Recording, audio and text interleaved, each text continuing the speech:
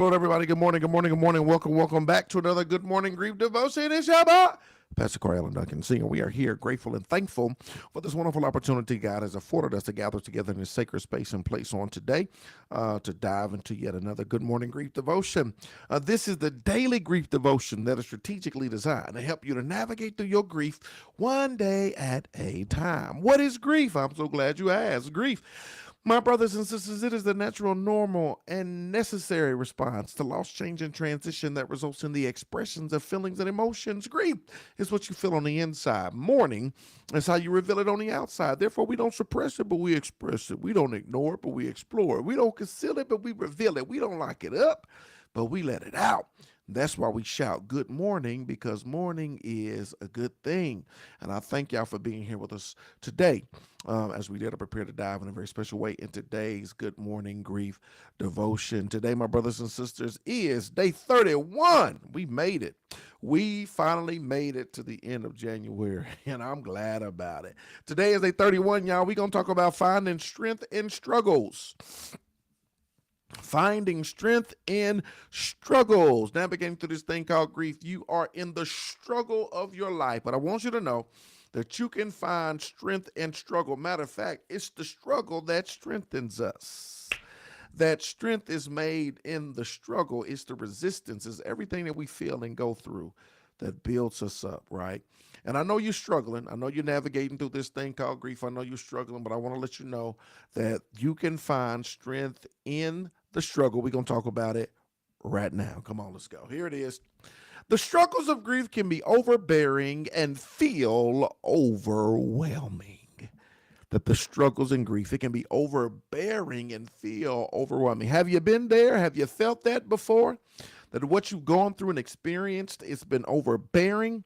And not only has it been overbearing, but it feels overwhelming. That it's just too much, like a big wave that just comes and washes you, just hits you and smacks you, and it's overbearing and overwhelming, and it pulls you back in to the ocean. That's the struggles of grief, right? And it's ups and downs, and it's highs and lows, and it's good days and not so good days, and it's two steps forward and 5 steps backwards, and it can be overbearing, and it can feel overwhelming. That the storms of sorrow may feel suffocating, the waves of weeping may seem unceasing, and the burdens of bereavement may feel unbearable. But within these seasons of suffering, here it is, lies an untapped strength. That in the midst of all of this, watch this, there is a strength that is untapped. Watch this. Every tear trickling, every step staggering forward, every moment of mourning. Guess what, y'all? It is a monument. It's a monument to your might and a testament to your tenacity. I say, and anything, right, that you navigate through as you go through this thing called grief, right, that causes you to struggle, is at the same time building your strength. It's at the same time building your strength. You know what fascinates me? What fascinates me oftentimes is people who go through their grief journey, they struggle, they really don't realize that they're building a strength. But what fascinates me is as they continue to navigate through, it could be a year, it could be 2 years, it could be 3 years. Somebody else will go through the same struggle, right? You lost a child, they lost a child. And they then reach back and begin to help them to navigate through the process when they themselves was just a hot mess, right? Just a year before. But what enables you to be able to reach back and to help pull somebody else through? What enables you to do that? The fact that you've been strengthened, the fact that you're stronger, the fact that you got this untapped strength, the fact that you didn't realize it, that when you were navigating through this struggle, you was also being strengthened, right? So there's this untapped strength, and it's not just to benefit other people, but it's also to benefit you as well, right? You become stronger. Marvin Sapp said, "I'm stronger, I'm wiser, I'm better, much better." Because when we go through things, when we struggle to navigate through things, especially grief, right? We end up coming out on the other side stronger, wiser, and better. There is an untapped strength, right? That's cultivated as you navigate through this thing called grief. That strength doesn't always feel strong. Because I know somebody's saying, I hear you. I don't feel strong. Strength doesn't always feel strong. I think it's Tony Dungy, who used to coach for the Colts. He came out with a book called Quiet Strength. If I'm not mistaken, that's the name of the book. Quiet Strength. That there's this strength, right? But it's quiet. Strength doesn't always feel strong. Sometimes it's simply, here it is, it's simply the courage to continue when it would be easier to collapse. Did y'all hear what I said? That sometimes it's just the courage to continue. People don't realize somewhat the courage to get up, the courage to get out the bed, the courage to keep moving, the courage to put one foot in front of the other, the courage to keep going. Because sometimes you want to quit, you want to give up, you want to throw in the towel. Sometimes you say it may be a fleeting thought, but you'll say, you know what, it would be much better if I just ended it now. If I didn't have to go through this, endure this, and navigate through all of this, put up with all of this, man, man. But strength says, here it is, it's the courage to continue when it would be easier to collapse. And y'all have continued. If I told you to drop, if I told you, matter of fact, do it. I ain't gonna drop it like it's hot. Put in the chat just the number. Put the number of how long it's been, whether in months or years. Put the number how long it's been since you started on this grief journey. Your loved one passed away when? Put it in the chat. Put it in the chat. Put it in the chat. When was it? Has it been 9 years? Has it been 5 years? Has it been 7 years? When did they transition? When did they transition? When did your loved one transition? Drop it in the chat. I'm trying to show you something. When did they transition? Because strength doesn't always feel strong. Sometimes it's simply the courage to continue when it'd be easier to collapse. The faith to forge forward when the weight of what was lost threatens to pull you backwards. Y'all hear that? It is the courage to continue and the faith to forge forward. It is the courage to continue. This is what strength is. It is the courage to continue, and it is the faith to forge forward. 7 years. For 7 years, Nikisha, you've had the courage to continue and the faith to forge forward. Sean Spells, 5 years. 5 years. I remember like it was yesterday. And for 5 years, you've had the courage to continue and the faith to forge forward. Miss Connie Hall, it's been almost 2 months, 2.5 months, a month and a half, right? It's been a month and a half.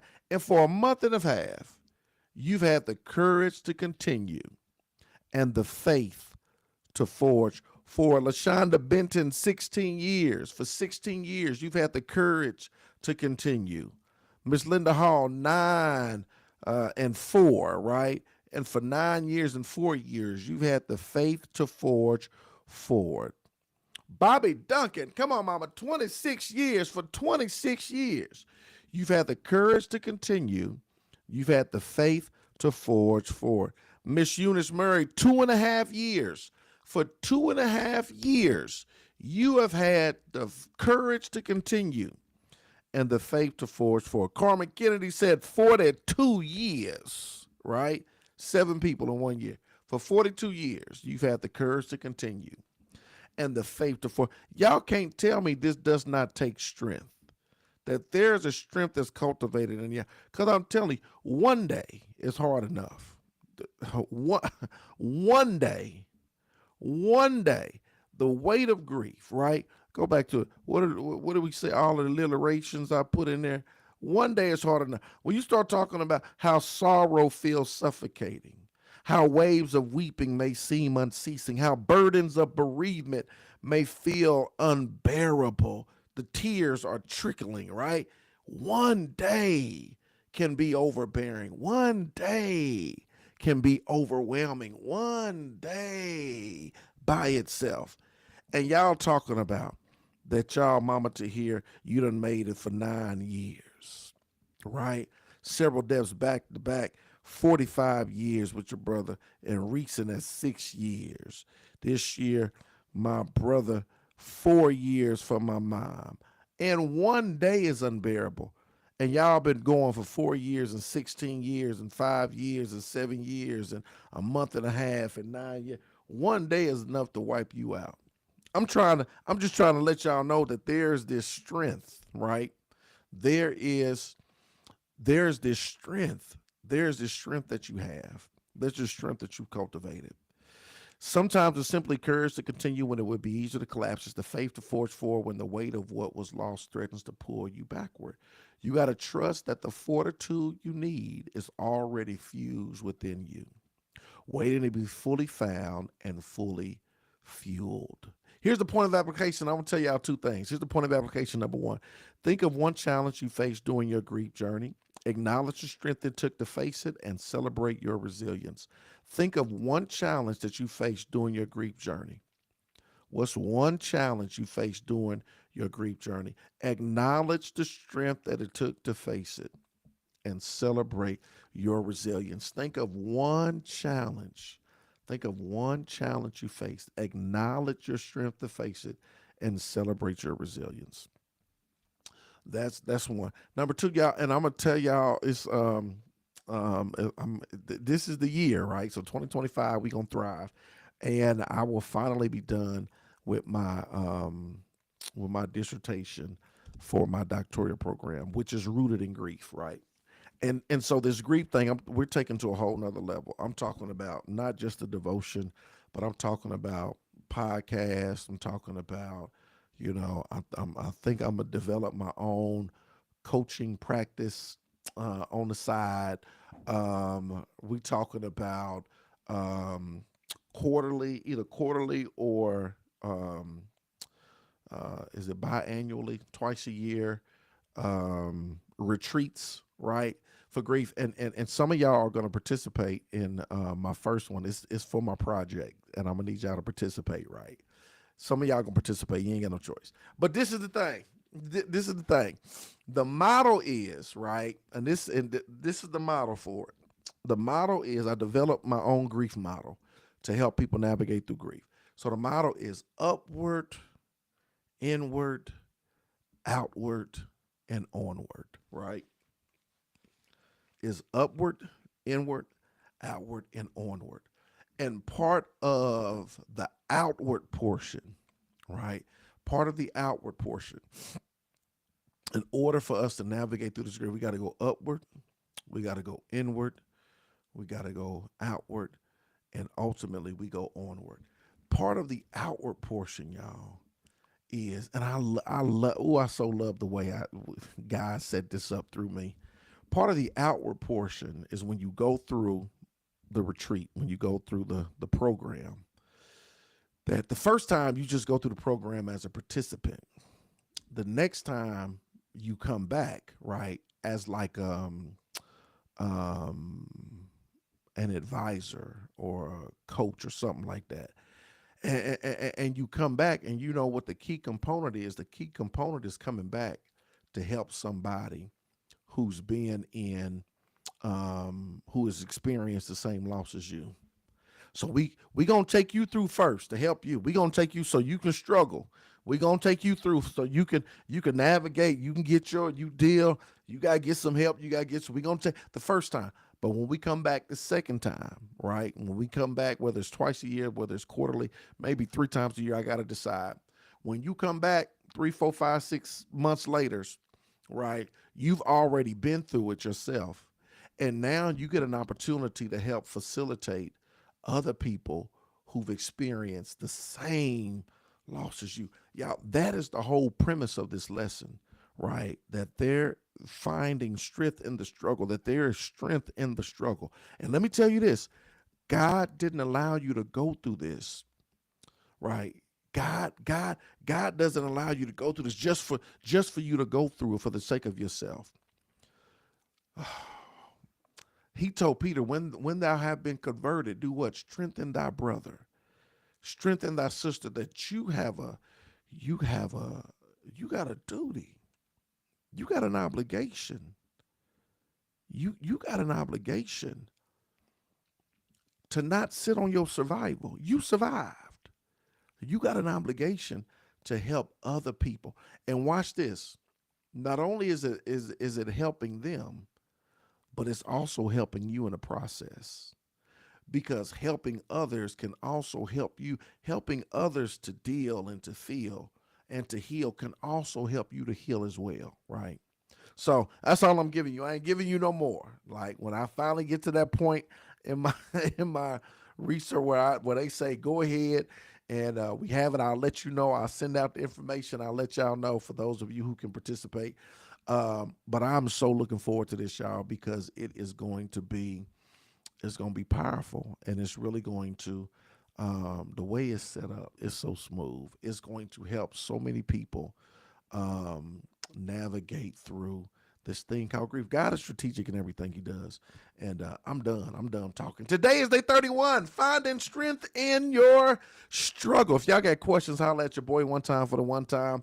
But I'm super duper excited. I'm super duper. My passion has been renewed. I'm super duper excited. We diving in. We gonna deal with this thing, and oh, it's gonna be good. It's gonna be good, and I can't wait. No questions. I appreciate y'all. I love y'all. I hope y'all have a phenomenal Friday, a wonderful weekend. Speak it over yourself. Y'all hang in there. I'm telling you, we gonna navigate through this thing. We gonna get through it, and we gonna make it do what it do.